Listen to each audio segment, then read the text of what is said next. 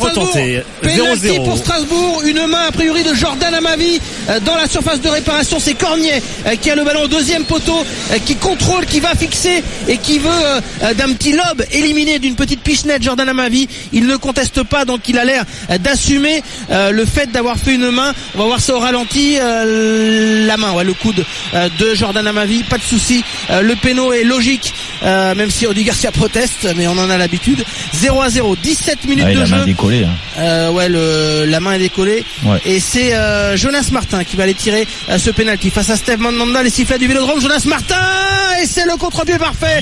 L'ouverture du score du Racing Club de Strasbourg. Il n'a pas tremblé. Vous me direz, il n'y a pas trop de quoi trembler face à un virage sud quasiment désert. Steve Mandanda qui part à sa droite, Martin qui ouvre le pied de l'autre côté.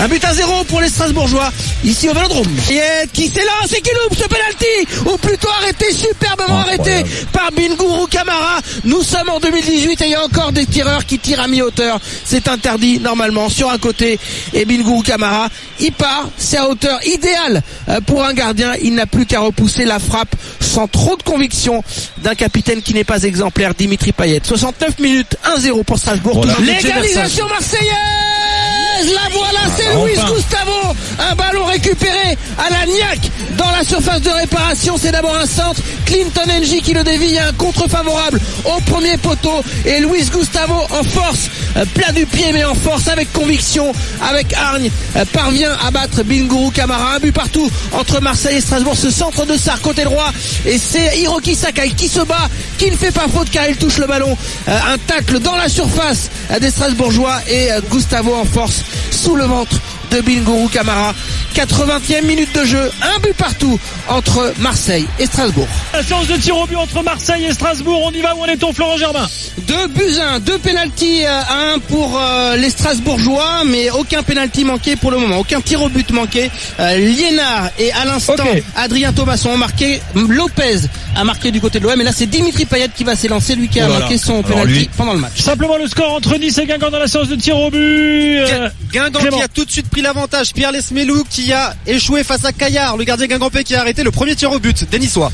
Donc le score 0-0 pour l'instant. Payet va tirer, Florent. Oui, Payet qui s'élance, Payet face à Camara, c'est le poteau.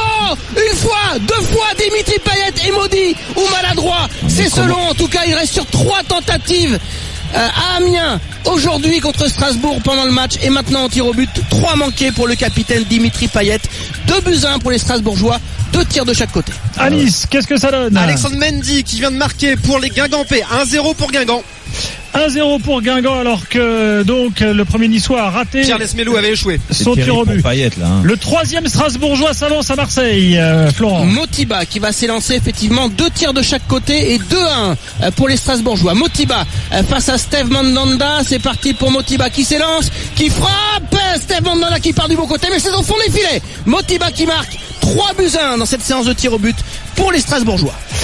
À Nice, où en est-on, Nice, Le Guingamp, capitaine Dante qui se saisit du ballon. 1-0 pour les Guingampais pour l'instant. On rappelle l'échec de Pierre Lesmelou. Premier arrêt de Caillard qui va avoir l'occasion de faire peut-être une deuxième parade face à Dante. Il prend ses pas d'élan, Dante. Il va s'élancer. Il attend quelques secondes. Il a beaucoup reculé, Dante. Il se met à l'entrée de la surface. Il s'élance. Et c'est arrêté. C'est arrêté par Caillard à nouveau. 1-0 toujours pour Caillard, Guingamp. il va finir en équipe de France, celui-là. Un but a été marqué par Monaco pendant ce temps-là face à Lorient. Florent Vautrin. Effectivement, l'ouverture du score pour l'AS Monaco, elle est signée Romain Favre, un jeune, une frappe du gauche à 25 mètres. Ça va dans la lucarne. 1-0 pour Monaco. Luis Gustavo tire au but. Gustavo face à Camara, c'est parti pour Gustavo, le contre-pied parfait. 3-2 désormais pour les Strasbourgeois, 3 tirs de chaque côté. C'est Payet qui a manqué le sien, il a trouvé le poteau. Monaco mène à 0 face à Lorient. Combien de temps reste-t-il dans le match, Florian? Reste 22 minutes. Très bien, à tout à l'heure. La séance de tir au but entre Nice et Guingamp, où en est-on, Clément? Alors, deuxième tireur Guingampais. Le score qui se d'abord. présente 1-0 pour l'instant pour les Guingampais. Toujours 2 échecs pour les Niçois. 1-0 pour les Guingampais. Il y a maintenant, c'est Eboa qui va placer le ballon et qui va donc tenter de donner un premier break aux Guingampais. Eboa face à Benitez. L'arbitre siffle. Eboa qui s'élance.